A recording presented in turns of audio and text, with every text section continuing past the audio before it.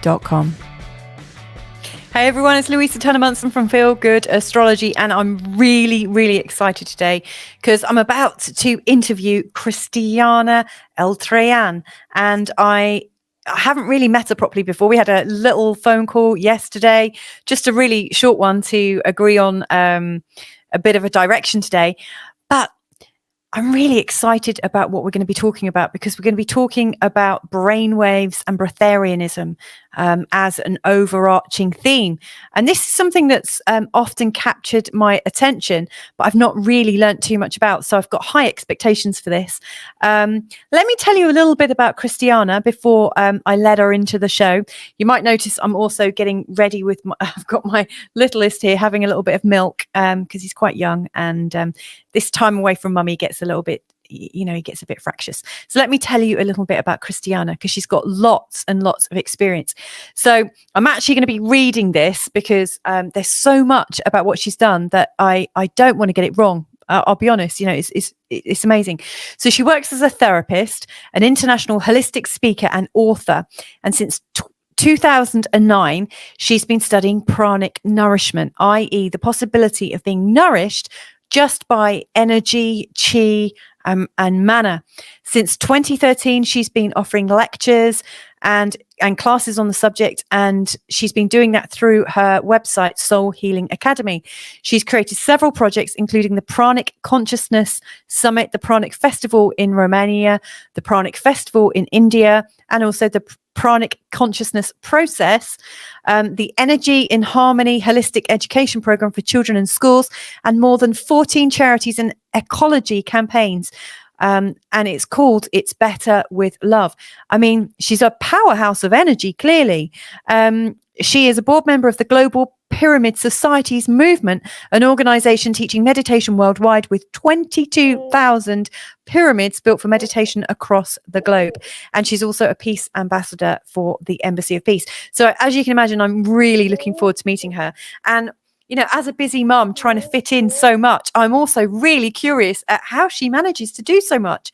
And it makes me wonder, is the pranic path that she's going to be talking about today, is this one of the ways that she has so much energy? Is this how she is able to fuel her life and to be able to go into it with such passion and such purpose? So let's find out. In a moment, I'm going to be introducing you to Cristiana, and I'm really excited. So anyway, thank you for listening, and thank you for, watching on as I do this very much live with my family.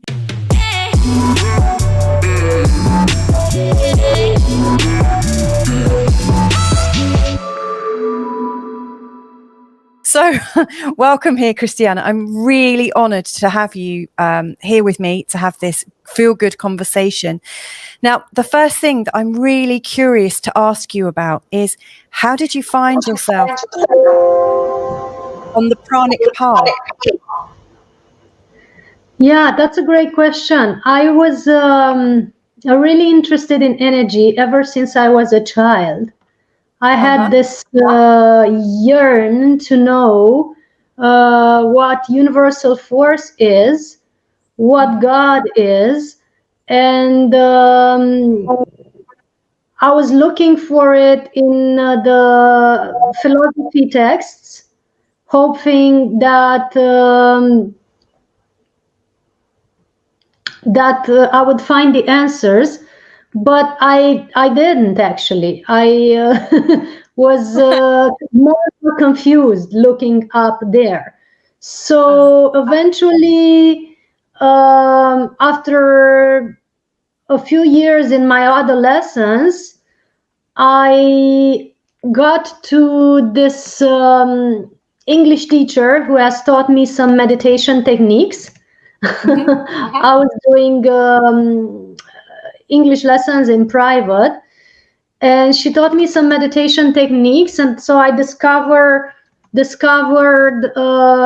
how energy was working and how it was flowing in my body. And I was meditating in a little crystal as a child, and then later on, at about 28 years of age, 27, 28 years of age, I really took on meditation as a daily practice, because for 20 something years, I just was playing with it.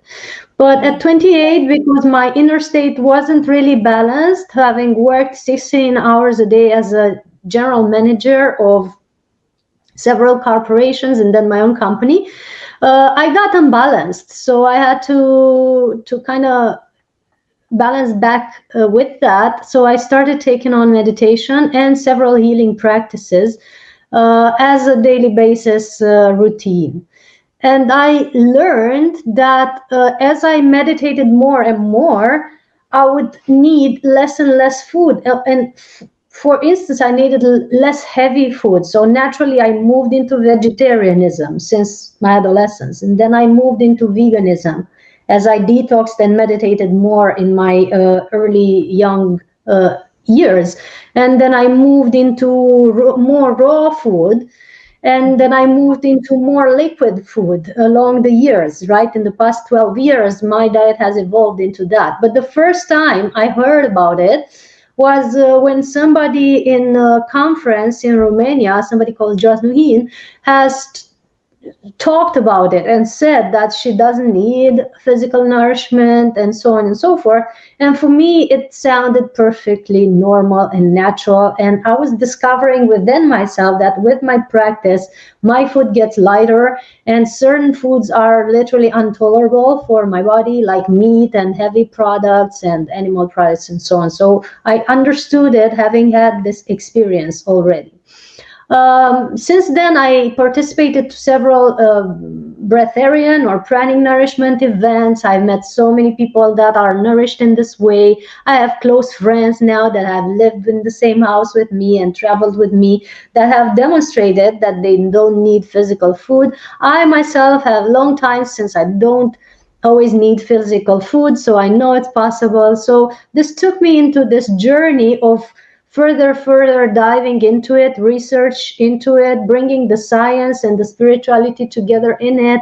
I want to learn not only from direct experience or from the experience of my friends, but I also want to know from the scientific perspective what's happening in the human body. So I'm going on with it, organizing events and writing books and holding conferences and joining scientists and spiritual people together.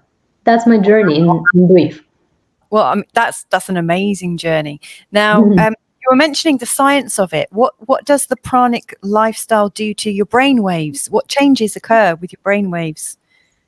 That's a great question, and it's a two-ends question or two-way question because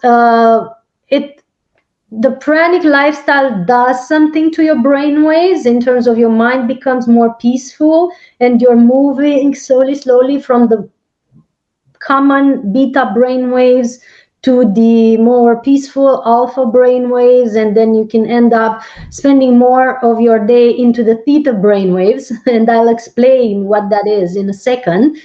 And that's because the lifestyle is influencing the pace of your mind, but the other way around is also because as you train your mind to be stiller and less agitated and more focused and calmer, you also evolve on your pranic path, not needing that much food. Actually, that's the path that I know. So I've noticed that with my lifestyle, I've learned to tame my mind, to quiet it as much as possible, to make it less agitated, so it consumes less energy from my body, from my physical vessel, and therefore I need less physical food when my mind is calm. And there's a book that I've written. It's called the Pranic World Book, this one. It's dressed just like me, where I've yeah, coincidentally. And I've explained here how our lifestyle is actually influencing our brain waves. And as a result, it's influencing our food intake and food necessities. To explain brain waves, because that's important for the viewers that are non-scientific, brain waves are basically the the states of mind or the mind phases. In science, they're defined as electrical impulses in the brains. It can be measured in hertz frequencies, and an individual's behavior is communicated between neurons within our brains, as well as the emotions and the thoughts. And depending on how agitated the mind is, these hertz frequencies, these hertz waves are differing. So in the common brainwave state, which is beta brainwave, where people are overthinking all day long, they're trying to solve problems, they're trying to calculate, they're worrying about everything and so on, that's between 13 to 38 hertz.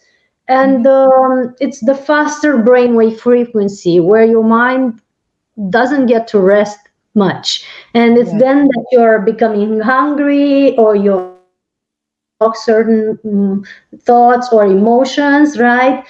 Some people are actually using foods to cover up certain emotions or thoughts, to not be able to hear them or feel them. And that's when people are tending to eat 3 meals a day and 4 snacks in between, just because the mind is consuming so much energy. And that's a demonstrated fact. Then follows the alpha brain waves, which is the state of mind that you get when you are maybe watching a sunset, or listening to a beautiful music, or stroking your pet, or cuddling your child, something that opens your heart, something that amazes you. The therapists that are doing Reiki or other hands-on therapy can get into this alpha state when doing healing. So that's between 8 and 12 hertz, and slower, and it's a quieter mindset. It's more relaxed state when you're taking a bath and so on. So that's helping also for healing. Then and you might notice that when you're in that state, your diet might get lighter. The more you do self-healing or therapy, or the more you learn to relax and meditate, naturally your nutrition gets lighter and healthier, and you have less cravings and less abusing your body with foods that wouldn't belong there. Then the best for breatharianism specifically is the theta brainwaves pattern. And I know you have many healers in your audience and in your niche. So the theta healers know all about it. It's the state between 4 or 3 to 7 hertz. Is this very relaxed state. It's the state commonly known between wake and sleep, right when you're falling asleep, right? Yeah. And then the theta brainwaves start to kick in. And for the trained meditators, the ones that are knowing how to quiet their minds and to live all day long in a peaceful state, that can be a common daily state even when you're awake. Sometimes even when you're speaking, if you're not thinking, if you're downloading information that I always or very often do, you can be in that state. And there, your mind is very quiet or no agitation, doesn't consume much energy, because mind is a very, very large energy consumer. And then you are less hungry and you feel more nourished by this energy that's called prana, chi, mana, or life force. And that's with calorie, and they have discovered that actually every human being with no energy practice at all has 8 to 25% energy that doesn't come from a physical food source. Right. So that 8 to 25% energy, they have called an unidentified source of energy. It's actually the prana that we're talking about. They weren't doing the studies for the pranic nourishment or breatharianism. They were doing something else, but they just discovered that every human being has this potential of having 25% energy, which doesn't come from food. And we must wonder then how much percentage of this energy can have a person who is trained to still their minds, intake more energy, channel it through our, energy bodies and through our nadis or energy channels and through our chakras, because this training can bring more energy into your physical vessel. Wow, that was such a great answer. That was amazing. And the long one. And I have two more brainwaves, if you don't mind. So the delta ones, yes, they are between 1 and 3 hertz, and they're slower and in deep sleep, right? Or in deep meditation that people can attain. And that's also good for very profound resting in pranic nourishment. And the gamma brain waves, which are very high, they are 39 to 42 hertz, are very fast. And that's when instant healing or miracles, like when somebody gets a superpower, lifting a very heavy car, is in that gamma brainwave for a few seconds, and it can attain, I believe, certain areas of the brain that aren't yet tapped into for humanity. Wow, that's an even better answer. Thank you so much. So that was really helpful, because what interests me is I turned vegan in my diet about 9 months ago. And one thing I have noticed as a knock-on effect is I just feel so much calmer. So much calmer.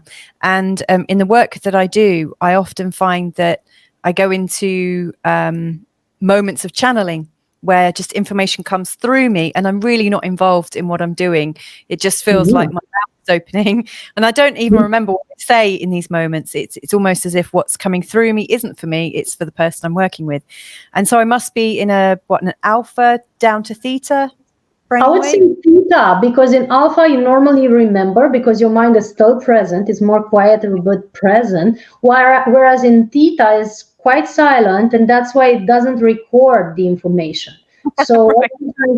I download information, or I see light codes, or it can be a whole conference like this one, playing out. And if you stop me and say, please say that again, I'm like, whoa, that's complicated. But I can go back in the moment where I've said it and repeat that moment, which is different than remembering. I mean, yes, you don't turn on your mind. You just move into this specific moment.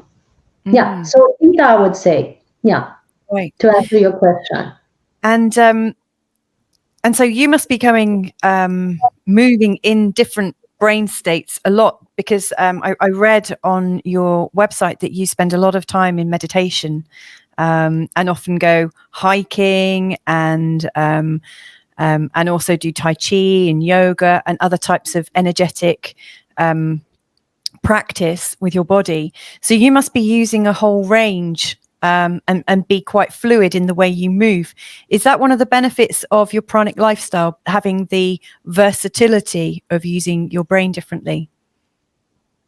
Yes, I didn't quite get the question. The last 2 words, can you just repeat the last 2 words? Yeah.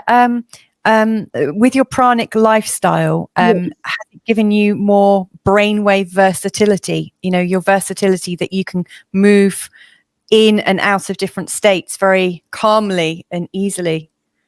I believe we're all versatile in our moving through brainwave states. But what it gives us is the possibility to maintain a quieter state or a more relaxed state throughout the day. As you've noticed with your vegetarian diet, your mind is more relaxed and more peaceful, and you're able to download stuff.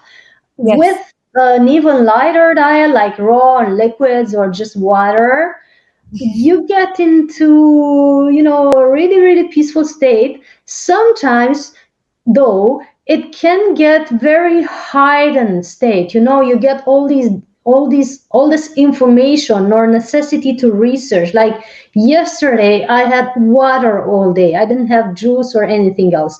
So for the whole day, in the beginning it was quiet and peaceful and so on. But towards the evening, as the energy piled up, because when you're not consuming anything to when you eat or drink stuff that is tasty and has a lot of substances or information, some part of your body and your brain is busy understanding that information or sorting that information, right? And less brain power is involved in research and so on. But when you're just having water, or when you're not having anything at all, the brain is fully active and the body is fully on, not consuming energy for anything like digestion or sorting out information that you're putting in, through your mouth and through your food intake. And so towards the evening at about 9 or 10 and up to 12 or 1 a.m., I was very, very deep into research, and I was engulfing all this information about the hypothalamus and the hormones and all this stuff that I had read before, but now it needed to be updated for some research that I'm doing regarding depression. And so it gets not overactive, but overpowered, and you can spend a whole night basically reading and getting information and researching, or getting really creative and painting and drawing, or I personally have a new knitting creation. So I have all this extra time, because you don't even sleep much, where you can create or research or learn or have classes and stuff like this. So you're in between the quiet, peaceful, very relaxed state and the very creative state, where you're totally buzzed up and all this information and this newness and these connections come to you, and you can write an entire book in a night. Sometimes it has happened that I edited and completed a book in a night. So yeah, it's happening like this. That's the versatility that it gives us. And so I would say that it takes some while to get used to this, and to know how to adjust your bodies to the brain power that can occur, because sometimes the body can need to get a break sometimes, and it happens like this. But it's an awesome feeling. Yeah, I can imagine. Wow. And so it's sounding to me like you've just lightened on your path. Your whole energy system has been cleansed and clean, and it's had a break. It's been able to repair and heal itself. So what I'm hearing is that when you have a pranic path, it's a whole lifestyle. It's not just a diet. It changes the activities that you're doing and the way that you live. So how do you work with your clients? So if somebody's interested in your path, how do you work with your clients? Do people contact you and say, I want to do what you're doing? Or, what normally happens? Do they have to unravel things with you first? What usually happens? Normally, there's several ways. I have one-on-one sessions that help people unblock certain traumas, or clear out certain traumas, certain belief systems, because getting into this lifestyle, you have to overcome a lot of rigid belief system regarding your nourishment and what it is, your physicality and what it is, because you have to figure out the fact and encompass the fact that you are made of molecules and atoms, and that's not dense matter as it seems. It can always undo itself, redo itself, undo itself, redo itself every plonk second, because it's actually molecules and atoms. Right? Yeah. And when you see yourself like this, you're aware that this whole body is an energy creation, and that you can actually be nourished by energy. So these types of concepts we unravel with our clients, right? And we help them see their lives in a different way, and their physical aspect apparition in a different way. But we also heal a lot of emotions and traumatic experiences and mind programming. That doesn't necessarily have to do with diet. It can have to do with relationships. It can have to do with jobs that were lost or, failed at. It can have to do with all that is recorded by the body and the mind as being traumatic, because that is creating certain blockages in the energy system of a person and in a subconscious of a person that can eventually block the energy from flowing, and that's creating an impossibility for the person to be nourished fully by prana. So we have to clear all that stuff out, and it can take it can take a while. Nobody, I believe, can expect to become breatharian overnight, and we're not promising anyone actually that they would become breatharians. What we can promise, however, to everyone is that they will be, and everybody is, much more connected to source and their higher self and to their intuition and to their inner flow.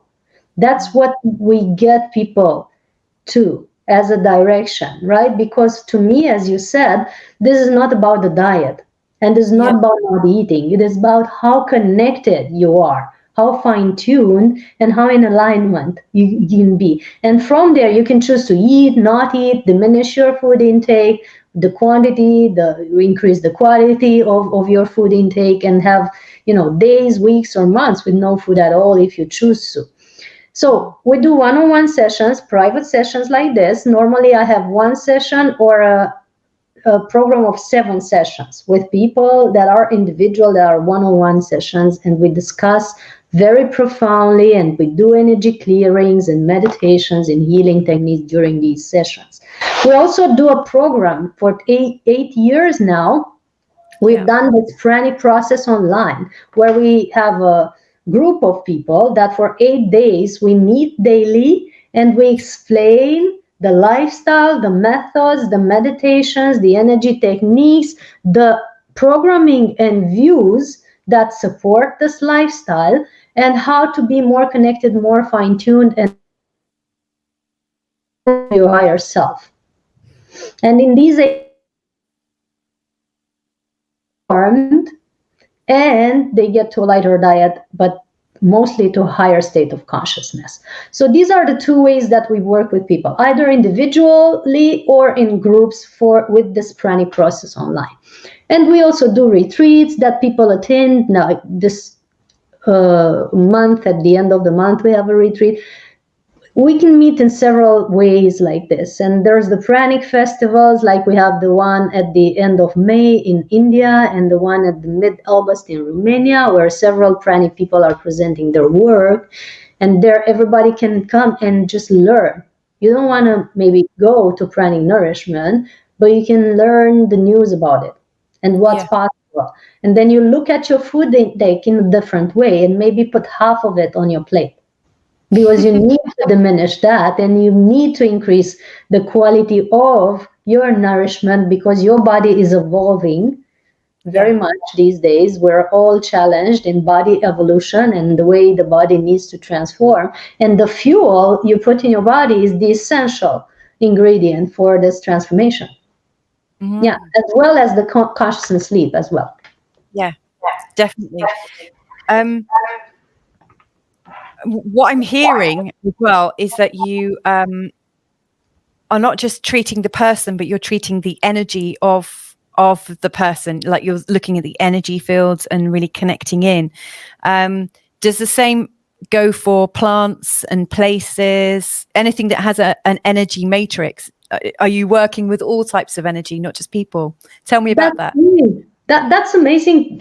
You're asking fabulous questions. So you see, everything that has an energy field, whether it's animated or inanimated, like a chair has an energy field, or your bed has an energy field, right? Everything emanates energy, and everything receives energy, right? And everything is connected to everything. So when you come into a space, naturally your energy affects the energy around. So yes, when I go into a place, for sure I fine tune to the energy of the place, and to the energy of the people, and to the energy of the plants and pets in the house. And sometimes I'm getting so much information that is like, oh my God, these plants haven't been watered. They are all thirsty and hungry. Or, oh my God, this pet is unhappy because it hasn't been taken out for so long. And sometimes I tell the owners, if you don't mind, you might want to da da da. How do you know that? It's like, they're all speaking to us all the time.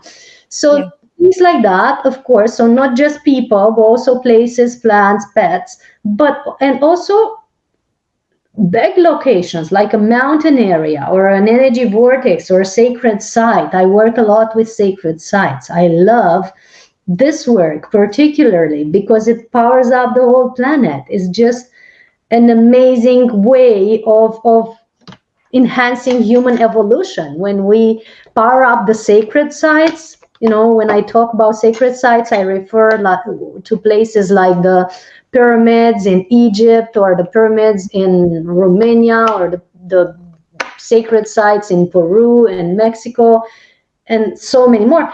These are the chakras of the planet. The way we have chakras, the planet has chakras. And when they're opened and working harmoniously, the whole planetary grid is powered up and the humanity receives much more energy and upgrades in consciousness. So it's the best way to work with people, actually, when you upgrade sacred sites. Wow. So I love it. Yeah, we can do that. Everybody can do. Excellent. And I guess, can you do that with collectives of people that you work with across the world, remotely on a Zoom call? Are you able to tune in areas?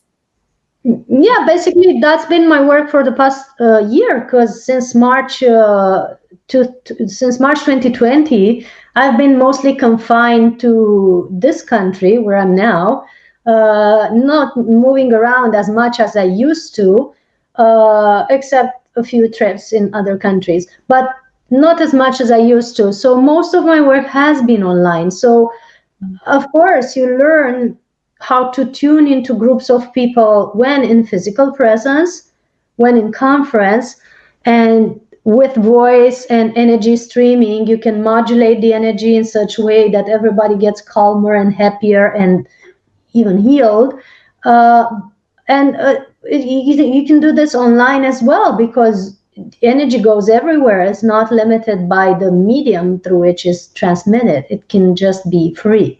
That's why I love the topic of free energy and how to encompass and distribute it, because I know all energy is free, actually. Definitely. Yeah, absolutely. I really cannot wait until that's our reality, that everybody is just, let's not wait any longer. I do that because that keeps us in kind of slavery, doesn't it? It keeps us in, it prevents us from really learning more about our nature and the nature of the world, because we're so worried about our existence,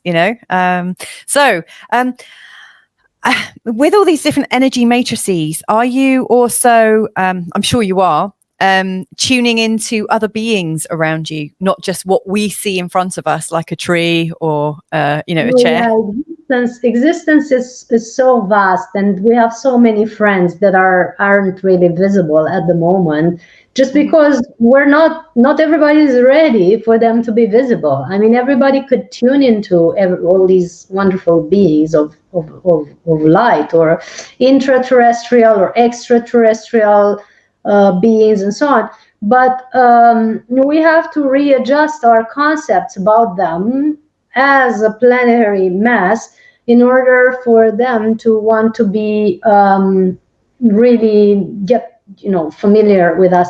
We sense all of that and communicate with, but as the same as with the free energy, that you were saying that it would be high time we have it.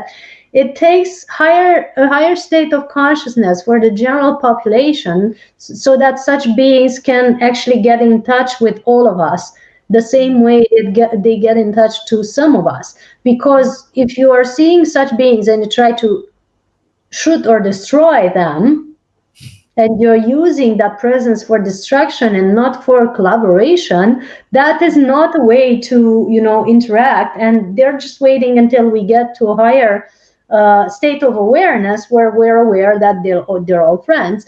And same with free energy. It takes it took some while until people are ready to use the energy when free, to use it for just beneficial purposes and not to get more power and overpower others. So that's why at the moment we don't have free energy. First, because general population doesn't believe in it. Yeah. If you're still believing in poverty, scarcity, and the necessity to take physical food, then you're not ready to have free energy. First, you believe in something, you imagine it, and then it becomes created in the physical world. You see it in front of you. So we have to basically encompass it in our physical bodies as friendly nourishment, and then it will easily manifest in the outer reality, in the day-to-day life, in devices, and so on. I hope physicists and scientists are not upset that I just said that. And the same with the light beings or the beings in other realms or other frequencies.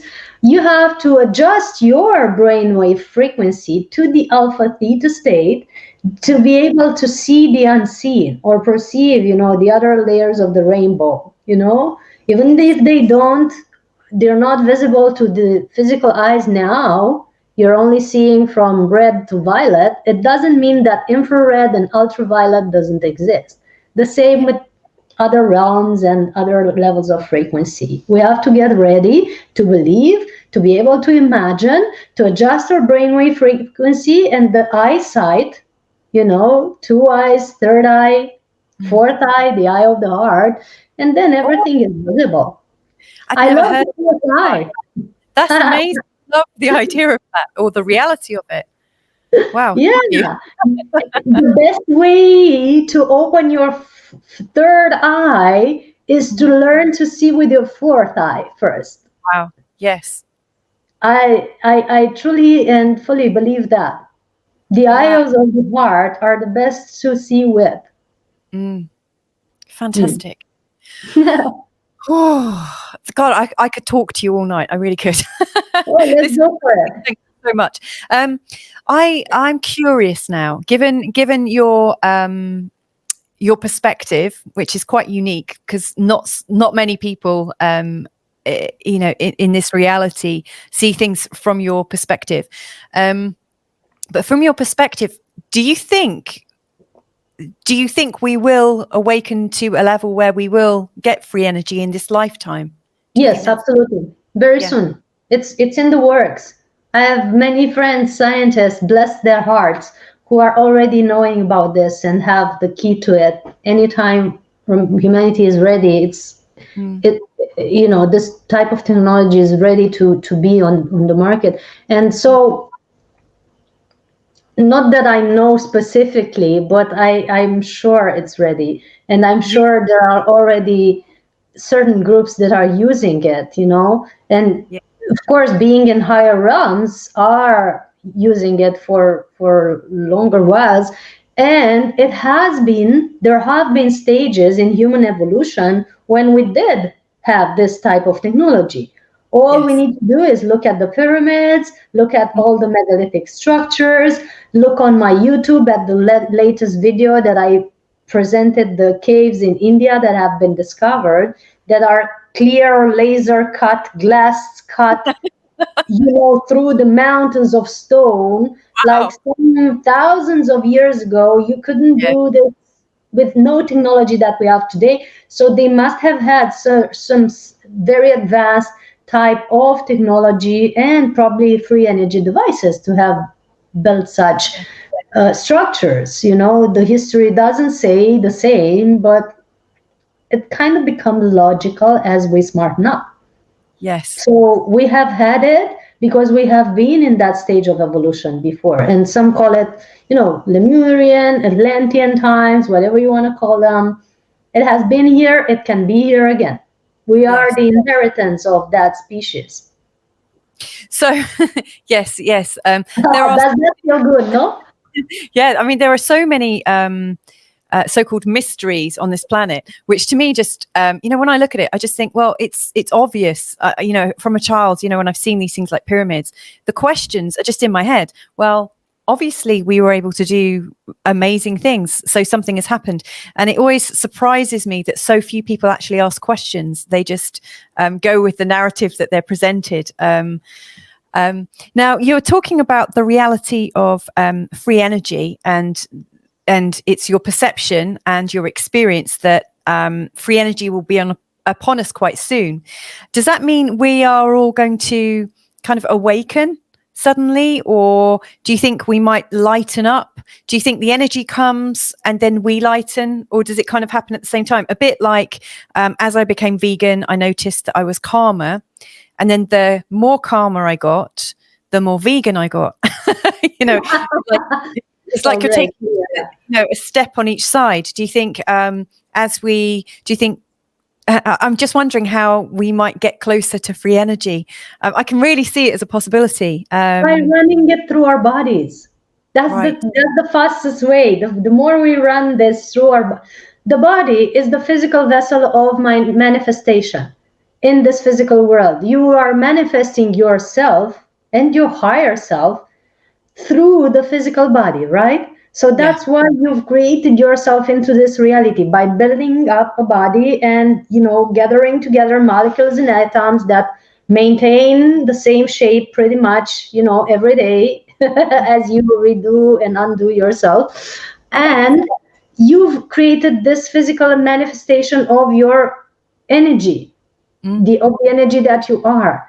So the more you fine tune it now, this whole thing, this stuff, the more you fine tune it, the more you run free energy through it, the more you manifest more free energy into your reality. And it goes into manifesting basically free energy devices like a electrical car for start, and then maybe a spaceship soon. It just goes with how high energetic our body's frequency is. That's why I keep doing all this work on the planet, on breatharianism. It's not that I'm just interested in everybody changing their diet. I know and feel and am sure that this is the next step to the human evolution. This is the Vitruvian man that we have had the example of depicted so long time ago.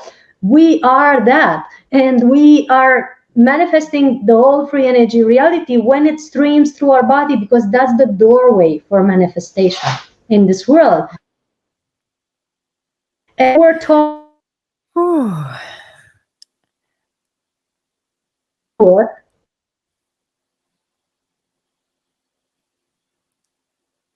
I'm losing you. I hope you can come back.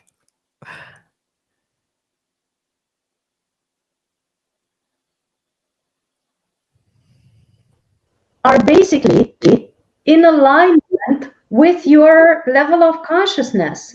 So basically it depends on your lifestyle. If you're binging on movies all day that are not educational at all, your consciousness is maintained to a certain level that you can't think of higher things, and you can't ask higher questions, or you can't access higher energies.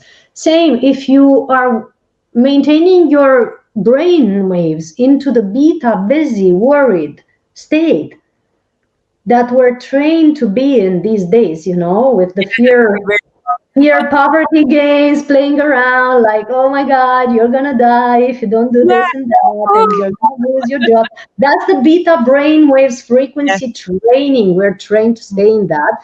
If you're keeping yourself in that state, you won't have time, energy, and frequency bandwidth to go into the bigger questions, like, what is this body really running with? Is it really running with corn and pork, or could it be something else?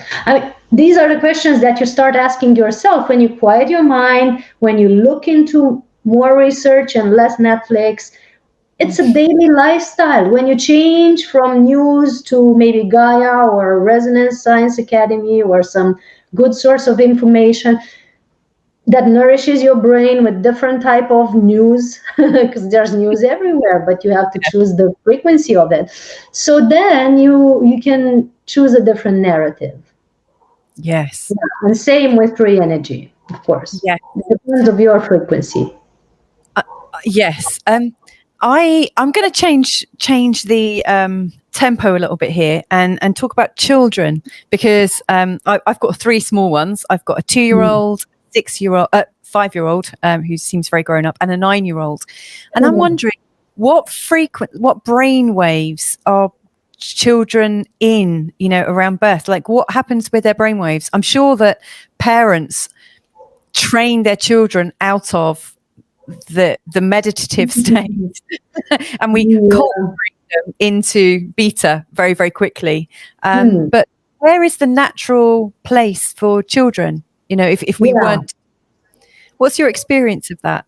That's a great question. Actually, there are studies that have proven that children up to 7, they're spending much more time into the alpha theta state than adults do. And that's why it's considered that between the age 0 to 7, you basically learn all your realities and your programming, because your brain waves is very peaceful, and programming can be done, on your brain, in your subconscious, because then it is then that you're absorbing information when you're in a peaceful state. And when in that peaceful state, you also have access to higher realities. That's why so many children are having imaginary friends that are not really imaginary. If you look at Dolores Cannon's work, or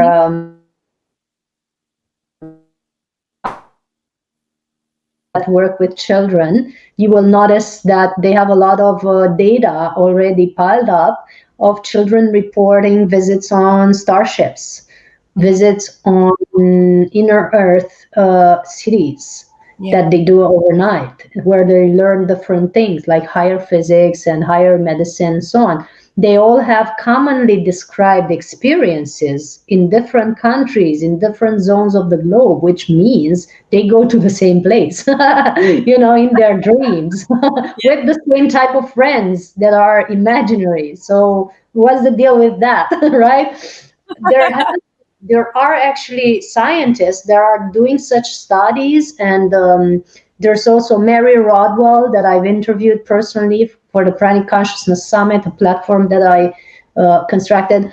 And the children are in that state and are having access to these worlds, and are having so much higher frequency information these days, and they always had, and they're learning so advanced things in their journeys overnight, in the dream state, or in their daily daydreaming, so that the school they're going to on earth is really, really boring. And if you don't believe me, ask your children, and then try to listen to them, and then try to not discourage them, saying that is just imagination, or that is just something that they should forget, because that's how the parents train them out of that, saying, oh, that's not true, or stop being silly, or don't be weird. I was always told, you're not normal.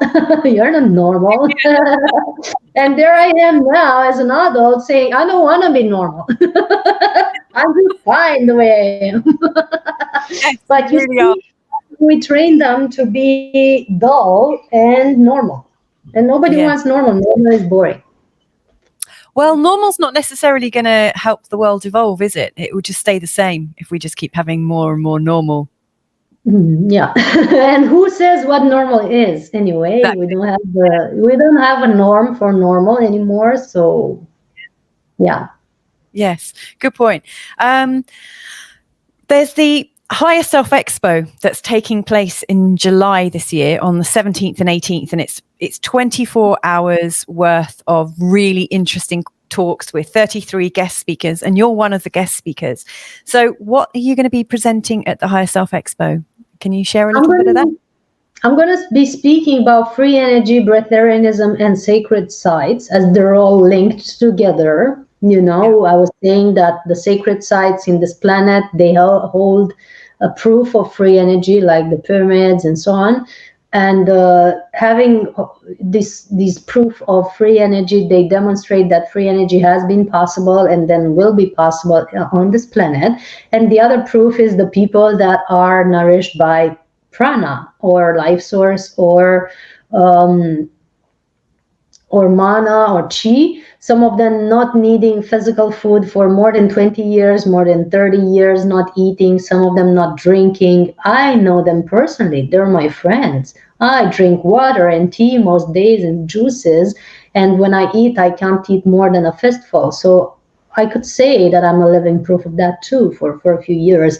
But I avoid labeling myself to preserve my freedom of tasting, because that's something I've always ditched, the labels. But having known these people, I know for sure that this is possible and that free energy is possible. So that's my topic in Higher Self Expo. Wow, that's fascinating. I really love the fact that you're talking about free energy in the body, because like most people, when they talk about free energy, they're thinking in terms of how they can power up their houses and power up cell phones and things like that. But yes, I mean, to take it into the body. And of course, going back to your first point, that actually the brain is able, or the body is able to power itself. Is it 18 to 25% of its power comes from where? Nowhere, but we're able to do it. For people that don't do energy work, yes, it's 8 to 25% proven in studies with calorimetry suits. But for people who do a little yoga, a little qigong, a little meditation, a little breath work, some healing techniques, you know, I've seen healers that are starting to get chubbier as they do healing and eating in parallel. You know? Because you download more energy through your body when you're transmissioning to other people. So you have to cut out on your physical food because you don't need that much. It's logical, right? So I've seen people say, I'm getting chubby with just water. Well, drink less water then. You don't need it. You're powered up by the energy that you're using in your sessions. You know? That actually makes sense. Total sense to me, because actually when I went vegan, I lost lots of weight and felt amazing, and then my work was changing, and then I started getting chubbier again, and I couldn't stand it. So thank you. That's it.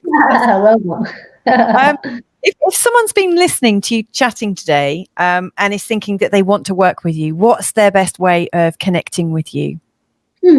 There's a website that is called soulhealingacademy.com, soulhealingacademy.com. There at the contact session, you find all the details. There's also my Instagram, which is at Eltrayan, same as my name.